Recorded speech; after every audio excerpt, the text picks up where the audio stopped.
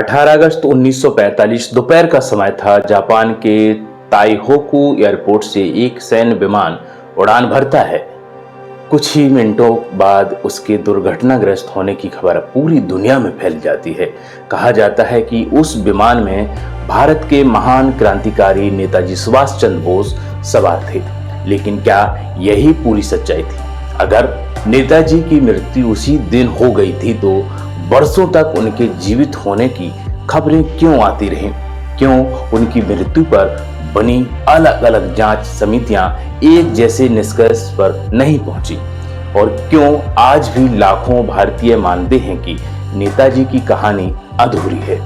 यह केवल एक व्यक्ति की जीवनी नहीं, यह उस योद्धा की कहानी है जिसने दुनिया की सबसे शक्तिशाली साम्राज्यवादी ताकत ब्रिटिश साम्राज्य को खुली चुनौती दी, जिसने कहा तुम मुझे खून दो, मैं तुम्हें आजादी दूंगा। और इस एक वाक्य ने लाखों भारतीयों के दिलों में स्वतंत्रता की एक ऐसी आग जलाई जिसे अंग्रेज कभी बुझा नहीं सके। आइए चलते हैं उस दौर में जहां एक साधारण बालक आगे चलकर भारत के सबसे महान क्रांतिकारी में शामिल होता है। नेताजी का जन्म 23 जनवरी 1897 को उड़ीसा के कटक में हुआ। एक प्रतिष्ठित परिवार में बालक का जन्म होता है। उसका नाम रखा गया सुभाष चंद्र बोस। पिताजी जानकीनाथ बोस एक प्रसिद्ध वकील थे और माता प्रभावती देवी धार्मिक संस्कारी तथा अत्यंत स्नेही थीं। परिवार में अनुशासन था, शिक्षा थी और सबसे बढ़कर देश के प्रति सम्मान था।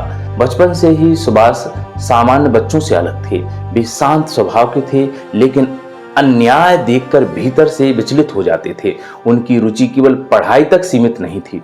वे स्वामी विवेकानंद और श्री अरविंद जैसे विचारकों से गहराई से प्रभावित हुए। इन्हीं विचारों ने उनके मन में राष्ट्रभक्ति की नींव मजबूत रखी। सुभाष पढ़ाई में अत्यंत मेधावी थे। उन्होंने कलकत्ता विश्वविद्यालय से उत्कृष्ट प्रदर्शन किया और आगे की पढ़ाई के लिए इंग्लैंड चले गए। उस समय भारतीय सिविल सेवा ICS में चयन होना बहुत बड़ी उपलब्धि माना जाता था। सुभाष ने परीक्षा उत्तीर्ण की और उच्च स्थान प्राप्त किया, लेकिन उनके सामने एक प्रश्न था, क्या वे उस शासन की सेवा करें जिसने उनके देश को गुलाम बना रखा है? उन्होंने लंबा विचार किया। अंततः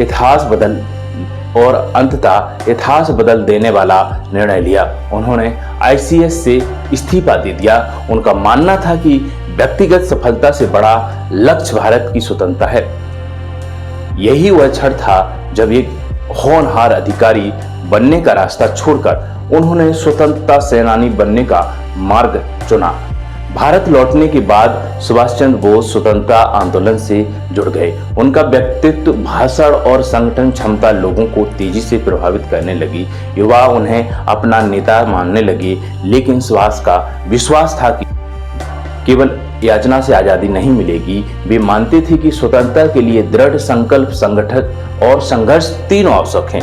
यहीं से शुरू होती है उस क्रांतिकारी की यात्रा की कहानी जिसने आगे चलकर आजाद हिंद फौज का निर्माण किया और अंग्रेजी शासन की नींव हिला दी। नेताजी सुभाष चंद्र बोस वह क्रांतिकारी जिसे इतिहास आज भी खोज रहा है। सन 1921 भारत का स्वतंत्रता आंदोलन नई दिशा ले रहा था। इसी समय सुभाष चंद्र बोस ने पूरी तरह खुद को देश की सेवा के लिए समर्पित कर दिया। उनकी मुलाकात देशबंधु चित्तरंजन दास से हुई, जिन्हें वे अपना राजनीतिक गुरु मानते थे। उनके मार्गदर्शन में सुभाष ने संगठन, नेतृत्व और आनंद और जन आंदोलन की बारीकियां सीखी। कुछ ही वर्षों में वे युवाओं के सबसे लोकप्रिय नेता बन गए। उनकी तेज सोच और अनुशासन और राष्ट्रवाद ने उन्हें कांग्रेस के सबसे प्रभावशाली नेताओं में ला खड़ा कर दिया। लेकिन सुभाष और महात्मा गांधी के बीच एक बड़ा अंतर था। महात्मा गांधी का विश्वास अहिंसक जन आंदोलन में था, जबकि सुभाष चंद्र बोस मानते थे कि अंग्रेज केवल नैतिक अपील से भारत नहीं छोड़ेंगे। यदि आवश्यकता पड़े तो संगठित सैन्य और शक्ति का भी हमें उपयोग करना चाहिए और करना होगा। दोनों का लक्ष्य एक था, भारत की आजादी, लेकिन रास्ते अलग अलग थे। साल 1938 में सुभाष चंद्र बोस कांग्रेस के अध्यक्ष चुने गए। उन्होंने देश के औद्योगिक विकास, वैज्ञानिक सोच और मजबूत राष्ट्रीय रक्षा पर जोर दिया। 1939 में वे फिर अध्यक्ष चुने गए। उनके विचारों का कांग्रेस के वरिष्ठ नेतृत्व से गंभीर मतभेद हुआ। लगातार बढ़ते मतभेदों के बाद उन्होंने अध्यक्ष पद से इस्तीफा दिया और बाद में फॉरवर्ड ब्लॉक की स्थापना की। उनका उद्देश्य था देश के राष्ट्रवादी युवाओं और क्रांतिकारियों को एक मंच पर लाना। ब्रिटिश सरकार समझ चुकी थी कि सुभाष चंद्र बोस केवल एक नेता नहीं बल्कि लाखों युवाओं की प्रेरणा बन चुके हैं। उन्हें कई बार जेल भेजा गया, लेकिन हर बार जेल से निकलने के बाद उनका संकल्प और मजबूत होता चला गया। आखिरकार अंग्रेजों ने उन्हें कोलकाता स्थित उनके घर में नजरबंद कर दिया। उन्हें लगा कि अब सुभाष की आवाज हमेशा के लिए शांत हो जाएगी, लेकिन इतिहास कुछ और लिखने वाला था। साल था 1941। कोलकाता की एक शांत रात। अंग्रेजी पुलिस घर के बाहर खड़ी निगरानी में थी, लेकिन उसी रात सुभाष चंद्र बोस ने एक ऐसा साहसिक निर्णय लिया कि जिसने ब्रिटिश खुफिया एजेंसियों को हैरान कर दिया। उन्होंने अपनी दाढ़ी बढ़ाई, एक पठान जैसा वेश धारण किया और एक नई पहचान अपनाई। रात के अंधेरे में वे घर से निकल पड़े। कार से वे गोमो स्टेशन पहुंचे। आज इसका नाम नेताजी सुभाष चंद्र बोस गोमो जंक्शन के नाम से जाना जाता है।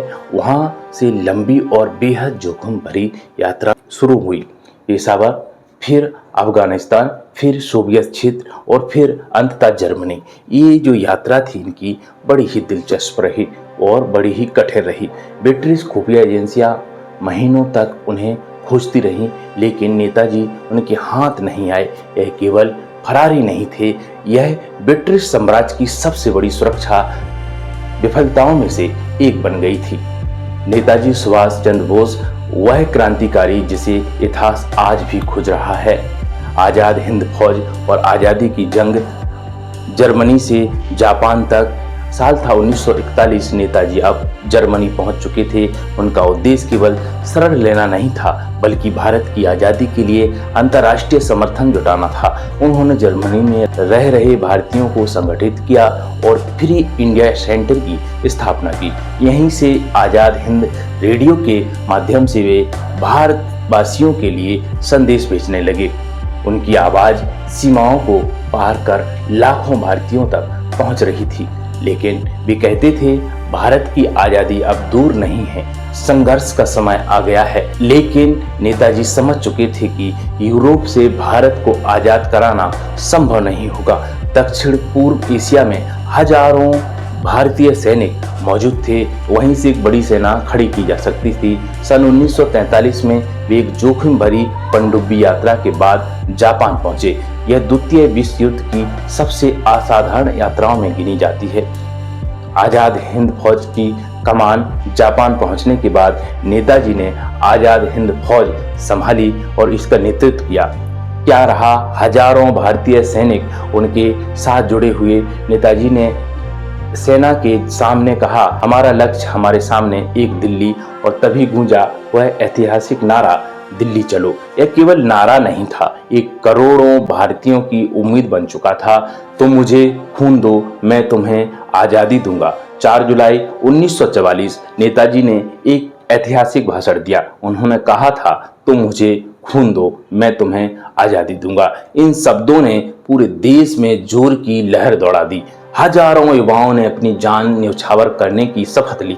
आज भी यह भारत के इतिहास के सबसे प्रेरणादायक नारों में गिना जाता है। रानी झांसी रेजिमेंट नेताजी का मानना था कि स्वतंत्रता की लड़ाई में महिलाओं की भूमिका पुरुषों से कम नहीं होनी चाहिए। इसी सोच के साथ उन्होंने महिलाओं की एक सैन्य इकाई बनाई, रानी झांसी रेजिमेंट। इसके नेतृत्व की जिम्मेदारी डॉक्टर लक्ष्मी स्वामीनाथन, बाद में लक्ष्मी सहगल ने संभाली। यह उस समय दुनिया की सबसे चर्चित महिला सैन्य इकाइयों में से एक थी। 21 अक्टूबर 1943 नेताजी ने आजाद हिंद सरकार की स्थापना की। इस सरकार को कई देशों ने मान्यता भी दी। इसके बाद अंडमान और निकोबार द्वीपों पर तिरंगा फहराया।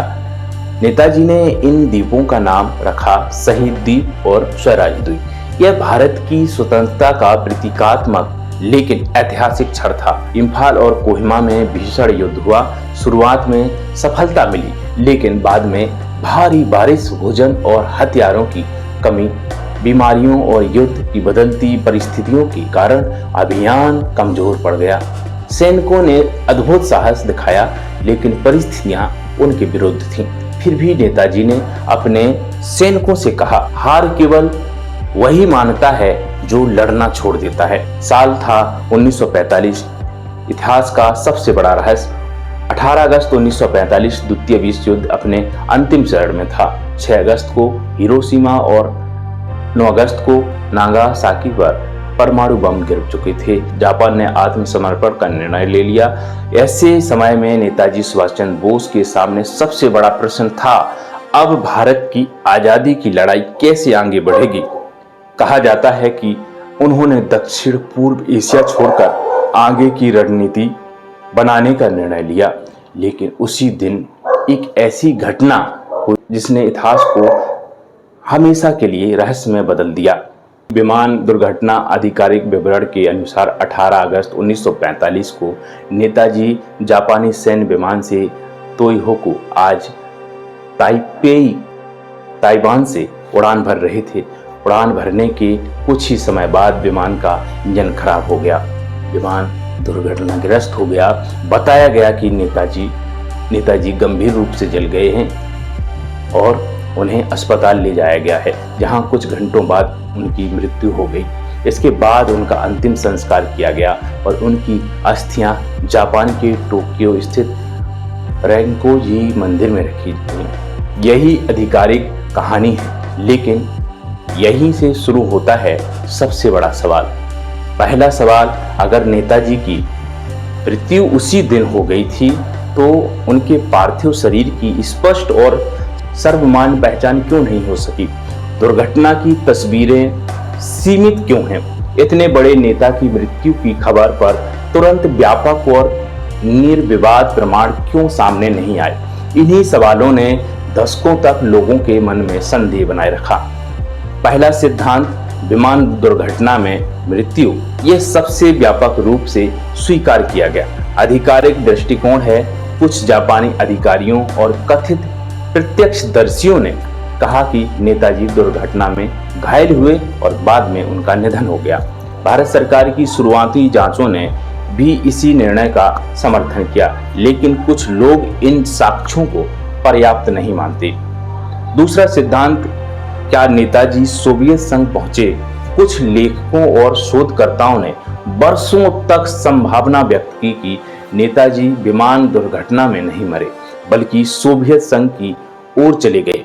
इस सिद्धांत के समर्थन में कई दावे किए गए, लेकिन अब तक ऐसा कोई सार्वजनिक, निर्णायक और प्रमाणिक दस्तावेज सामने नहीं आया जो इसे सिद्ध कर सके। इसलिए इसे एक परिकल्पना माना जाता है, स्थापित तथ्य नहीं है। तीसरा सिद्धांत, गुमनामी बाबा।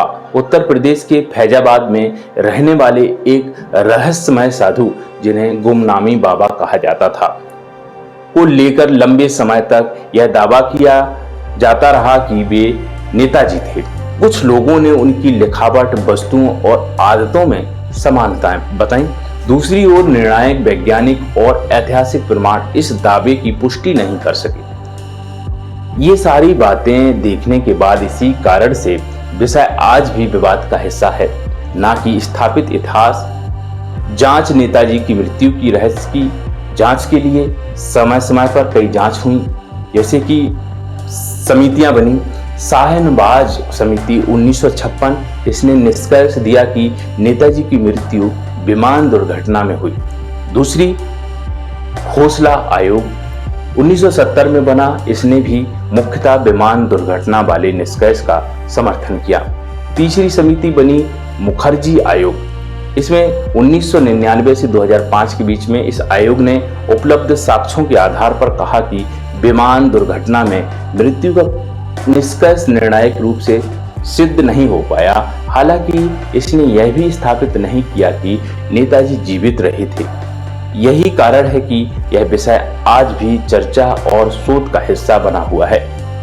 क्या सच कभी सामने आएगा, आज भी इतिहासकार, शोधकर्ता और लाखों भारतीय इस प्रश्न का उत्तर खोज रहे हैं, नेताजी के साथ वास्तव में क्या हुआ। संभव है कि भविष्य में नए दस्तावेज या शोध इस रहस्य पर और प्रकाश डालें, लेकिन जब तक निर्णायक प्रमाण सामने नहीं आते, तब तक इस विषय पर किसी एक दावे को अंतिम सत्य नहीं कहा जा सकता है। नेताजी सुभाष चंद्र बोस का जीवन केवल एक व्यक्ति की कहानी नहीं, यह साहस, त्याग, नेतृत्व और राष्ट्रभक्ति की एक ऐसी गाथा है जिसने भारत के स्वतंत्रता संग्राम को नई दिशा दी। उनकी मृत्यु का रहस्य चाहे आज भी पूरी तरह ना सुलझा हो, लेकिन एक सत्य निर्विवाद और नेताजी अमर है।